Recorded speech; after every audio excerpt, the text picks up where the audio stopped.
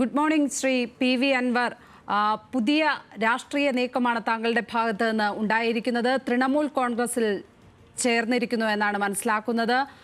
കേരളത്തിൽ UDF-ഉമായി സഹകരിച്ച് പ്രവർത്തിക്കാനാണോ തീരുമാനം?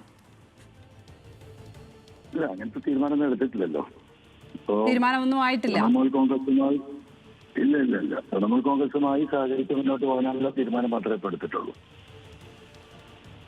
ഇനി മുന്നോട്ടുള്ള രാഷ്ട്രീയ നീക്കങ്ങൾ ഏത് തരത്തിലായിരിക്കും? സ്റ്റേറ്റിലെ ലീഡേഴ്സുമായി കൂടിയാലോചിച്ചതിന് ശേഷം തീരുമാനം എടുക്കാൻ പറ്റുള്ളൂ.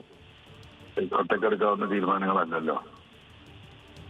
കേരളത്തിൽ അങ്ങനെ ഒറ്റയ്ക്ക് നിൽക്കാനാകുമോ ശ്രീ പി.വി. അൻവർ?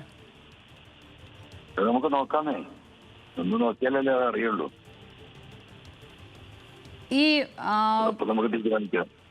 കോൺഗ്രസ് പ്രവേശനം സംബന്ധിച്ച് വലിയ ചർച്ചകൾ ഒക്കെ നടന്നിരുന്നു. അപ്പോൾ കോൺഗ്രസ് പ്രവേശനം സാധ്യമാകാത്ത നിലയിലാണോ ഇപ്പോൾ പുതിയ തീരുമാനമുണ്ടായിരിക്കുന്നത്? കോൺഗ്രസ് പ്രവേശനം ശ്രമിച്ചിരുന്നു എന്ന് ആരാ നിങ്ങളോട് പറഞ്ഞു? ഞാൻ പറഞ്ഞോ? ഞാൻ ഒരിക്കലും പറഞ്ഞിട്ടില്ലല്ലോ. അതൊക്കെ നിങ്ങൾ സ്വയം നിങ്ങളുടെ കണ്ടെത്തലല്ലേ. ഇന്ന കാര്യങ്ങൾ ഉണ്ടായിട്ടില്ലല്ലോ. താങ്കൾ കോൺഗ്രസ് പ്രവേശനം ആഗ്രഹിച്ചിരുന്നില്ല അപ്പോൾ? ഇല്ല, ഞാൻ കോൺഗ്രസ് പ്രവേശനം ആഗ്രഹിക്കുമെന്ന് ഒരിടത്തും പറഞ്ഞിട്ടില്ലല്ലോ. കോൺഗ്രസ് സ്ഥാനാർത്ഥിക്ക് പിന്തുണ പ്രഖ്യാപിക്കുന്ന സാഹചര്യമൊക്കെ കണ്ടതാണ് പാലക്കാട്. അല്ല, അത് കോൺഗ്രസ് സ്ഥാനാർത്ഥി എന്ന് പറയുന്നത് കേരളത്തിന്റെ പൊതുവായ ഇന്നത്തെ രാഷ്ട്രീയ സാഹചര്യം, ദേശീയ രാഷ്ട്രീയ സാഹചര്യം, ഫാസിസത്തിനെതിരെയുള്ള പോരാട്ടം, അങ്ങനെയൊക്കെയാണല്ലോ വയനാട്ടിലും പാലക്കാടും നമ്മൾ പിന്തുണ നൽകിയത്. ഇന്ന് മാധ്യമങ്ങളെ കാണുമോ താങ്കൾ? ഇന്ന് കാണുന്നില്ല. നാളെ നാട്ടിലെത്തും. 3 മണിക്ക് നാളെ എയർപോർട്ടിൽ ഇറങ്ങും കരിപ്പൂര്, കോഴിക്കോട്. അതിനുശേഷം പത്രക്കാരെ കാണും. തൃണമൂൽ കോൺഗ്രസിന് കേരളത്തിൽ തൃണമൂൽ കോൺഗ്രസിന്റെ സാധ്യത, ഭാവി, അതൊക്കെ സംബന്ധിച്ച് താങ്കളുടെ വിലയിരുത്തൽ എന്താണ്? നല്ല ഭാവി ഉണ്ടാവുമല്ലോ, സ്വാഭാവികമല്ലേ. ഒരുപാട് ആളുകൾ തൃണമൂൽ കോൺഗ്രസിലേക്ക് ജോയിൻ ചെയ്യാൻ തയ്യാറായിട്ട് നിൽക്കുന്നു. രാഷ്ട്രീയമായിട്ട് ഇപ്പൊ വ്യത്യസ്ത പാർട്ടികളിൽ നിന്ന് മടുത്തു നിൽക്കുന്നവർ, അവഹേളനം അനുഭവിച്ചു നിൽക്കുന്നവരും, തൃണമൂൽ ഉയർത്തുന്ന രാഷ്ട്രീയത്തിന്റെ മമതാ ബാനർജിയുടെ ആന്റി ഫാസിസ്റ്റ് സ്റ്റാൻഡിനെ അനുകൂലിക്കുന്നവർ, അങ്ങനെ പല തരത്തിലുള്ള ആളുകൾക്ക് ഇത് നിൽക്കാനുള്ള ഒരു വലിയ പ്ലാറ്റ്ഫോമായിട്ട് ഇത് മാറും. അതുകൊണ്ടാണ് അത്തരത്തിലുള്ള തീരുമാനത്തെ കുറിച്ച് ആലോചിച്ചത്.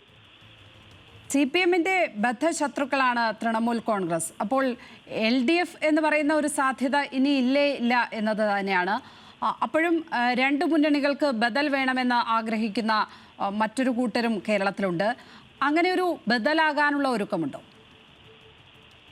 തീർച്ചയായിട്ടും ബദലാകാനും, എന്താ പറയാ, ആന്റി ഫാസിസ്റ്റ്, ആന്റി പിണറായിസത്തിനെതിരെയുള്ള പോരാട്ടം ശക്തമായി കേരളത്തിൽ ഉയർത്തിക്കൊണ്ടുവരുന്നതാണ്. ഞാൻ ഉദ്ദേശിച്ചത് ഈ 2 മുന്നണികൾക്കും അപ്പുറം മറ്റൊരു ബദൽ, അങ്ങനെ ഒരു സാധ്യത മുന്നിലുണ്ടോ താങ്കളുടെ? അതൊക്കെ ആലോചിക്കേണ്ട കാര്യങ്ങളല്ല, അതൊക്കെ ആലോചിച്ച് തീരുമാനിക്കും. എന്തായാലും വളരെയധികം നന്ദി ശ്രീ പി.വി. അൻവർ ഈ ഘട്ടത്തിൽ പ്രതികരിച്ചതിന്.